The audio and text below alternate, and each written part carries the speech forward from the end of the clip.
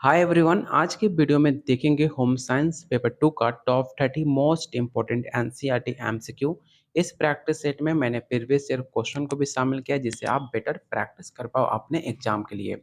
तो चलिए शुरू करते हैं आज का पहला क्वेश्चन। लेकिन उससे पहले आपको बता दें कि अगर आप इसका प्रैक्टिस सेट लेना चाहते हो जिसके अंदर आपको 1000 प्लस क्वेश्चन आंसर और आसान भाषा में व्याख्या सहित आपको दिया जा रहा है, साथ में आपको एनसीईआरटी एमसीक्यू दिया जाएगा जो आप शॉर्ट टर्म में पेपर को क्वालिफाई कर सकते हैं। जो बिहार स्टेट और बीपीएससी आपके पेपर होने में मुश्किल से 15 से 20 दिन का समय बचा हुआ है, किसे आप शॉर्ट टर्म में अपना पेपर क्वालिफाई कर सकते हैं।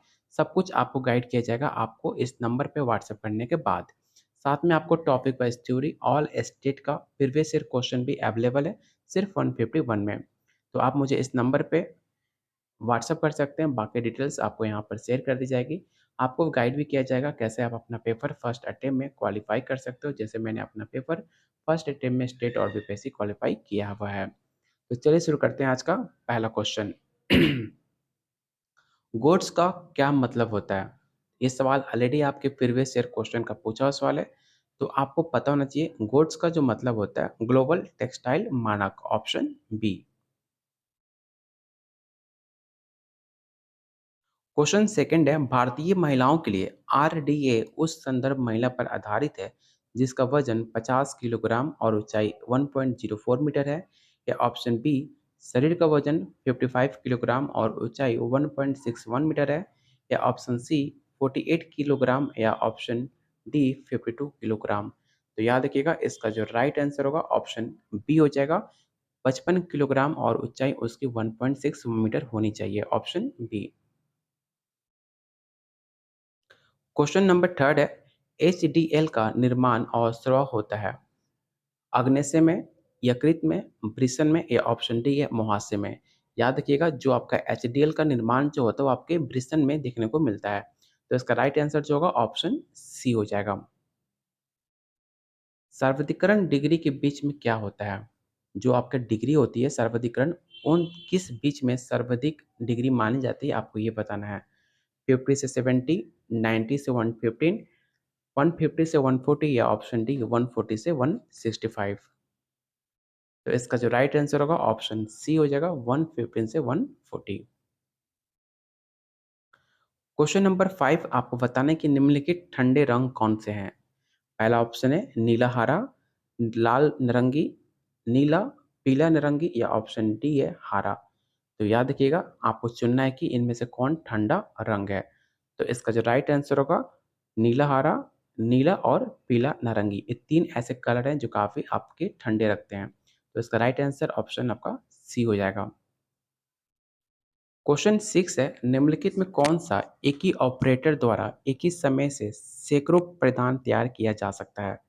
ये सवाल ऑलरेडी आपके प्रीवियस ईयर क्वेश्चन का पूछा हुआ सवाल है। पहला ऑप्शन है carousel hail finisher, option B है स्टीम डॉली, या ऑप्शन सी टनल फिनिशर, या ऑप्शन डी है सेक्शन काउंटर टेबल। तो इसका राइट आंसर ऑप्शन सी हो जाएगा टनल फिनिशर। क्वेश्चन नंबर 7 काफ़ी इंपॉर्टेंट क्वेश्चन है आपकी बीपीएससी में। सेम सवाल ऐसे पूछे गए थे, एक स्टेटमेंट था और एक रीजन दिए गए थे। आपको बताना है कि स्टेटमेंट और रीजन दोनों सही हैं कि गलत है। स्टेटमेंट है 2 वर्ष से कम आयु के बच्चों की लंबाई और शिशु से मापी जानी चाहिए। कारण है कि इन्फेटोमीटर का उपयोग उन बच्चों के लिए किया जाता है जो ठीक से स्थापित नहीं हो सकते। तो आपको बताना है कि अभिकथन और रीजन में दोनों में कौन सही है कौन गलत है। ए आर दोनों गलत हैं, या ए आर दोनों सही हैं, या अभिकथन सही है और रीजन गलत है, या अभिकथन गलत है और रीजन गलत है। तो आपको बताना है इसका राइट आंसर क्या हो जाएगा। तो इसका राइट आंसर ऑप्शन बी होगा, ए आर बी दोनों सही हैं। निम्नलिखित में कौन सुई के चैन को नियंत्रित करता है? ये सवाल काफ़ी मोस्ट इंपॉर्टेंट है, याद रखिएगा इसका जो राइट आंसर होगा ऑप्शन बी कपड़ों के प्रकार। निम्नलिखित में कौन सा डिजाइन दोहराया नहीं गया है? ये सवाल ऑलरेडी आपके बिहार स्टेट में पूछा जा चुका है। पहला ऑप्शन है ड्रॉप, दर्पण, ड्रॉप, या ऑप्शन डी है सैटिन। तो याद रखिएगा जो आपका ड्रॉप है यहाँ पर ए और सी दोनों ऑप्शन सेम है, तो इसलिए इसका जो राइट आंसर होगा ऑप्शन ए और सी दोनों हो सकता है। निम्नलिखित में किस खाद्य पदार्थ में लैक्टिक एसिड किण्वन द्वारा उत्पादित होते हैं? पहला ऑप्शन है बियर, दही, पनीर या ऑप्शन डी है सिरका। तो याद रखिएगा, पनीर और सिरका दोनों आपके लैक्टिक एसिड से उत्पादित होने वाले किण्वन पदार्थ हैं। इसका जो राइट आंसर होगा ऑप्शन आपका सी हो जाएगा, सी और डी दोनों। भोजन को ब्लश करने का मुख्य कारण क्या है?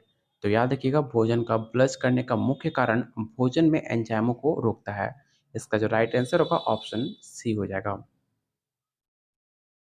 क्वेश्चन नंबर 12 आपको बताना है कि रंगाई में नमक किसके लिए जिम्मेदार होता है? पहला ऑप्शन है अवशोषण के लिए, निकास के लिए, घुलनशीलता के लिए या ऑप्शन डी उपरोक्त में से सभी। तो इसका राइट आंसर ऑप्शन बी होगा, निकास। झुकना और ले जाना क्रमशः किस प्रकार के प्रयास से संबंधित है? तो याद रखिएगा, इसका जो राइट आंसर होगा ऑप्शन बी टर्सल और मैनुअल का एक संबंधित प्रयास माना जाता है। वनस्पति एक मिलावट है, मालत का, हल्दी का, घी और मक्खन का या ऑप्शन डी है केसर का। तो इसका जो राइट आंसर होगा ऑप्शन सी होगा, घी और मक्खन का। मध्यम श्रवण हानि तब इंगित होती है जब बच्चा केवल सुन सकता है। ये सवाल काफ़ी ज़्यादा इंपॉर्टेंट है, इसे आप विवेक क्वेश्चन टिक आउट कर लेना। 100% ये सवाल आपके पेपर में देखने को मिल सकता है। इसका जो राइट आंसर होगा ऑप्शन बी हो जाएगा, 41 से लेकर 55 डेसिबल।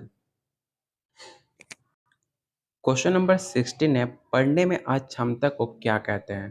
क्या उसे हम हीमोफीलिया कहते हैं, डिसलेक्सिया कहते हैं या ऑप्शन डी है अफेसिया या ऑप्शन डी है डिस्ग्राफिया।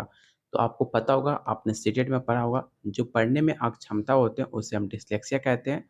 ऑप्शन इसका बी राइट आंसर होगा। और आप लोगों से रिक्वेस्ट है, जितने लोग वीडियो देख रहे हो प्लीज़ वीडियो को लाइक शेयर जरूर करना, क्योंकि आपका एक लाइक हमें काफ़ी मोटिवेट करता है आप लोग के लिए डेली ऐसे ही बेहतरीन एमसीक्यू लाने के लिए, जो आपके पेपर के लिए काफ़ी ज़्यादा इम्पोर्टेंट होता है। क्वेश्चन नंबर 17 है, बांधनी में प्रयुक्त एक रूपांकन कौन है? पहला ऑप्शन है बर्फी, लड्डू जलेबी, वजर या ऑप्शन डी है गोपुरम। तो इसका जो राइट आंसर होगा ऑप्शन बी हो जाएगा, लड्डू जलेबी। डिजाइन के सिद्धांत कौन कौन से हैं? तो पहला ऑप्शन है दोहराव, बिल्कुल आपके डिजाइन के सबसे इम्पोर्टेंट जो सिद्धांत होते हैं वो होता है दोहराव। सेकंड ऑप्शन है संतुलन, थर्ड ऑप्शन है गति, सामंजस्य, लयबद्ध और ऑप्शन सिक्स है पृष्ठभूमि। तो याद रखिएगा, डिजाइन के लिए जो सबसे इम्पोर्टेंट है आपका दोहराव, संतुलन और आपका सामंजस्य है, और लास्ट में आपका पृष्ठभूमि।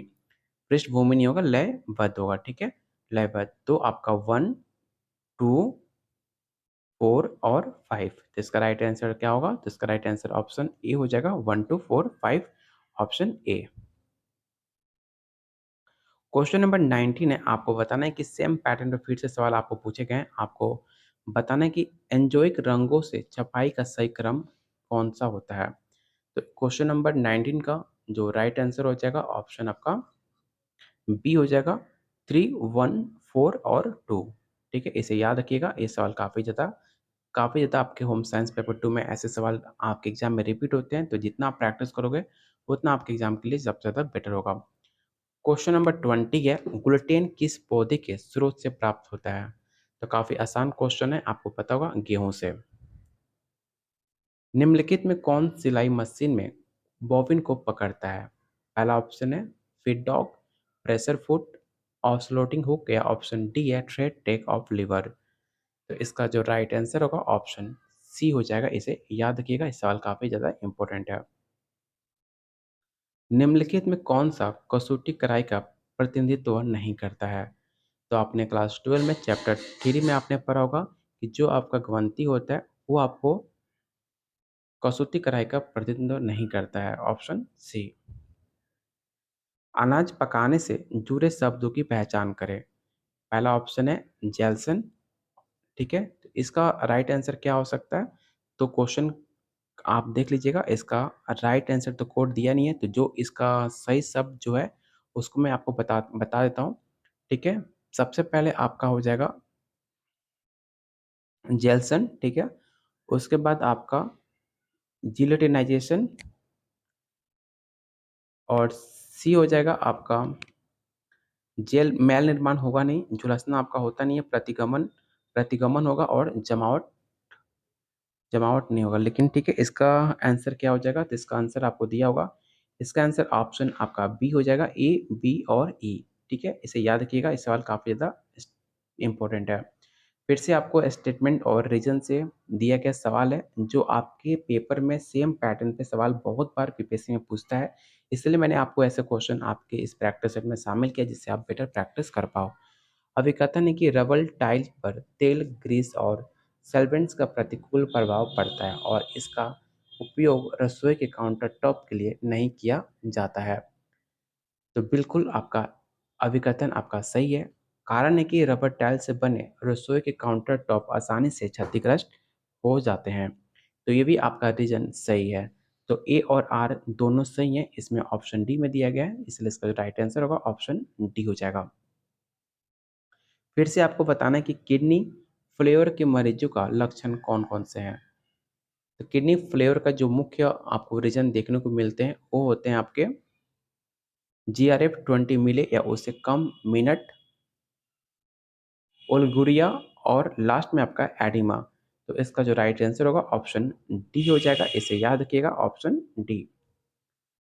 क्वेश्चन नंबर 26 है, थेरिब्लिक शब्द किसके द्वारा दिया गया शब्द है? पहला ऑप्शन है प्रेग, ऑप्शन बी है गिलब्रेट या ऑप्शन सी है डैनमल डैनमल डब्ल्यू रॉस या ऑप्शन डी है मोंडेल। तो इसका जो राइट आंसर होगा ऑप्शन बी हो जाएगा। क्वेश्चन नंबर 27, दबी हुई भावनात्मक ऊर्जा को मुक्त करना क्या कहलाता है? तो याद रखिएगा, दबी हुई भावनात्मक ऊर्जा को मुक्त करना भावनात्मक रेचन के नाम से जानते हैं।